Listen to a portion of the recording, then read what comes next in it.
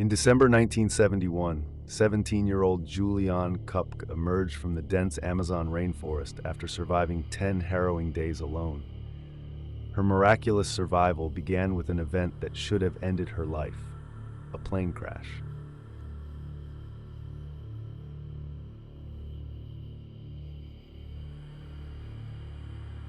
It was Christmas Eve, and Juliane, along with her mother, was on Lanza Flight 508, traveling from Lima to Pucallpa, Peru. The flight started uneventfully, but as the plane flew over the Amazon jungle, it encountered a severe thunderstorm. The turbulence grew violent, and suddenly, a bolt of lightning struck the aircraft. The right wing was torn off, and the plane began a rapid, uncontrolled descent. Juliane, still strapped in her seat, felt herself plummet into the void as the fuselage disintegrated around her. Miraculously, Juliane's fall was broken by the dense foliage of the rainforest.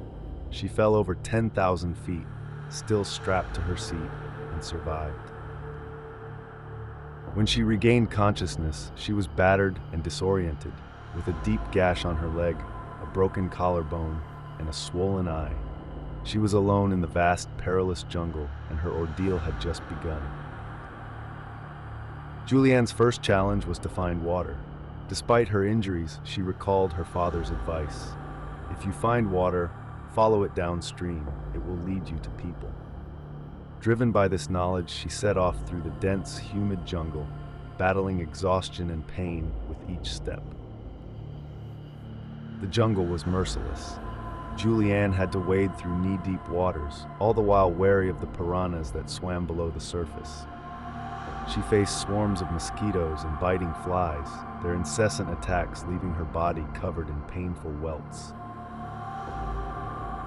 Nights were particularly terrifying, filled with the sounds of howler monkeys and other unseen predators lurking in the darkness.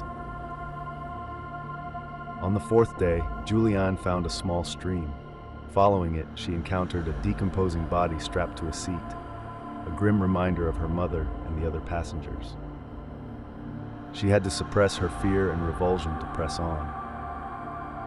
Her wounds became increasingly infected, particularly the gash on her leg, which festered in the humid environment.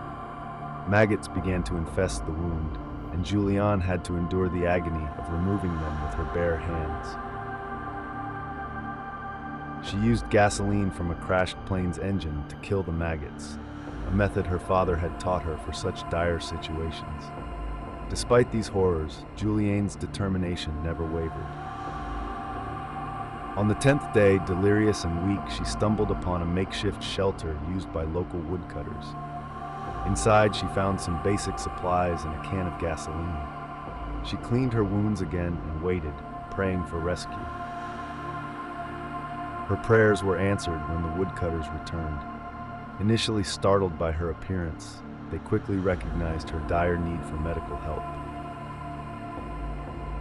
They treated her wounds as best as they could and transported her by canoe to a nearby village. From there, Juliane was flown to a hospital where she was reunited with her father.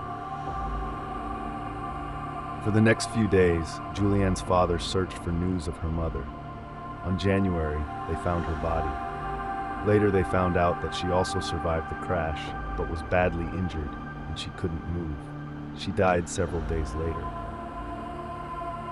Juliane Koepcke's incredible story remains one of the most remarkable tales of survival ever recorded.